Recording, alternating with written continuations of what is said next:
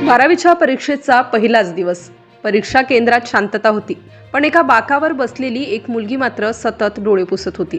प्रश्नपत्रिका समोर होती, पेन हातात होतं, पण अक्षर उमटण्याआधीच डोळ्यांतून अश्रू गळत होते. परीक्षकांच्या नजरा तिच्याकडे वळत होत्या. काही विद्यार्थ्यांना वाटलं कदाचित अभ्यास अपुरा असेल, कदाचित पेपर अवघड असेल, पण खरं कारण वेगळंच होतं. इतकं वेगळं की ऐकून अंगावर शहारे येतात. ही घटना घडली आहे भंडारा जिल्ह्यातील तुमसर येथे. 12वीच्या पहिल्या पेपरचा पहिला दिवस. इंग्रजीचा पेपर. परीक्षा केंद्रावर विद्यार्थी वेळेत पोहोचत होते. पालक बाहेर थांबले होते. वातावरणात ताण होता, पण आशेची चाहुलही होती. मात्र त्या गर्दीत एक चेहरा होता ज्याच्या मनात ताण नव्हता, तर दुःखाचं वादळ उसळलं होतं. तुमसर तालुक्यातील अंबागड गावातून आलेली जान्हवी हौशीलाल रहांगडाले. साधी, शांत स्वभावाची मुलगी, अभ्यासू. वडिलांचं स्वप्न होतं माझी लेक शिकली पाहिजे, मोठी झाली पाहिजे. घरची परिस्थिती सामान्य, पण स्वप्न मोठी आणि त्या स्वप्नांच्या जोरावर जान्हवी 12वी पर्यंत पोहोचली होती. मात्र परीक्षेच्या आदल्या दिवशी नियतीनं असा आघात केला की संपूर्ण कुटुंबावर आभाळ कोसळलं. सोमवारी दुपारी तिचे वडील हौशीलाल रहांगडाले यांचा अपघाती मृत्यू झाला. एका क्षणात संसाराचा कणा तुटला. घरात आक्रोश सुरू झाला. नातेवाईक धावत आले. गावात शोककळा पसरली. जान्हवीच्या आयुष्यातील आधारवड हरपला.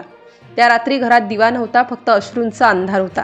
एका बाजूला वडिलांचं पार्थिव घरात ठेवलेलं, आईचा हंबरडा, नातेवाईकांचे सांत्वनाचे शब्द आणि दुसऱ्या बाजूला टेबलावर ठेवलेली 12वीच्या प्रवेशपत्राची पावती. दुसऱ्याच दिवशी इंग्रजीचा पहिला पेपर होता. मनात संघर्ष सुरू झाला. परीक्षा द्यावी की नाही, अशा अवस्थेत केंद्रावर जावं का? घरच्यांनीही काही क्षण तिला थांबवावं असं घरच्यांना वाटलं, पण जान्हवीच्या मनात एकच आवाज घुमत होता, शिका आणि मोठं व्हा. हेच वडिलांचे शब्द. ज्या वडिलांनी तिला प्रत्येक परीक्षेच्या दिवशी शुभेच्छा दिल्या, त्यांच्याच आठवणी तिला ढकलत होत्या, पुढे जा. सकाळ झाली. घरात शोककळा कायम होती. पार्थिव घरातच होतं, पण जान्हवीने निर्णय घेतला. काळजावर दगड ठेवून तिनं मामाच्या मुलासोबत परीक्षा केंद्र गाठायचं ठरवलं. अंबागड ते तुमसर असा सुमारे 8 किलोमीटरचा प्रवास. प्रत्येक किलोमीटर जड, प्रत्येक पाऊल ओझं, पण ती चालत राहिली. केंद्रावर पोहोचल्यावर तिच्या डोळ्यातली वेदना लपवता येत नव्हती. मित्रमैत्रिणींनी विचारलं काय झालं, पण ती शांत होती. घंटा वाजली. प्रश्नपत्रिका हातात आली. इंग्रजीचा पेपर. शब्द वाचताना अक्षरं धुसर होत होती, कारण प्रत्येक शब्दामागे वडिलांचा चेहरा उभा राहत होता. पहिलं उत्तर लिहायला घेतलं. हात थरथरत होते. डोळ्यातून अश्रू टिपकत होते. परीक्षकांनी पाणी दिलं. काही क्षण ती थांबली, डोळे पुसले आणि पुन्हा लिहायला तिनं सुरुवात केली. कारण तिला माहीत होतं हा पेपर फक्त विषयाचा नाहीये, हा तिच्या वडिलांच्या स्वप्नांचा पेपर आहे. संपूर्ण पेपरभर तिच्या मनात आठवणींचा पूर उसळत होता. शाळेत जाण्यासाठी वडिलांनी दिलेली सायकल, फी भरण्यासाठी केलेली कसरत, अभ्यासात कमी पडली की दिलेला आधार, आणि आता तेच वडील कायमचे दूर गेले होते. पण जान्हवी थांबली नाही. तिनं 3 तास पूर्ण केले. उत्तरपत्रिका जमा केली. परीक्षा संपली. बाहेर पडताना इतर विद्यार्थी सुटकेचा श्वास घेत होते, पण तिच्यासाठी अजून एक कठीण क्षण वाट पाहत होता. ती थेट घरी परतली.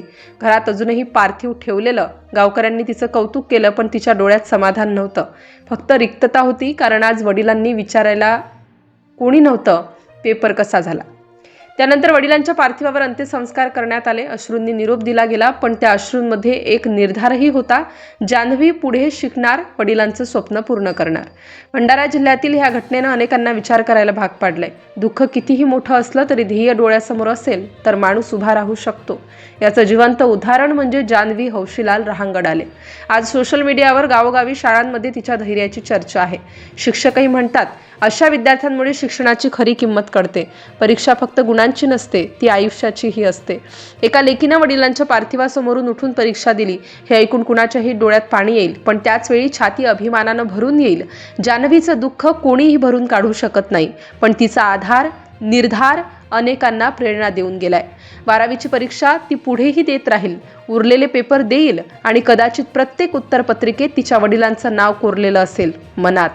ही फक्त एका मुलीची कथा नाही, ही त्या प्रत्येक विद्यार्थ्याची कथा आहे, जो संकटातही थांबत नाही. घरात दुःखाचा डोंगर असतानाही स्वप्नांसाठी उभं राहणं म्हणजे काय, हे जान्हवीने दाखवून दिलं.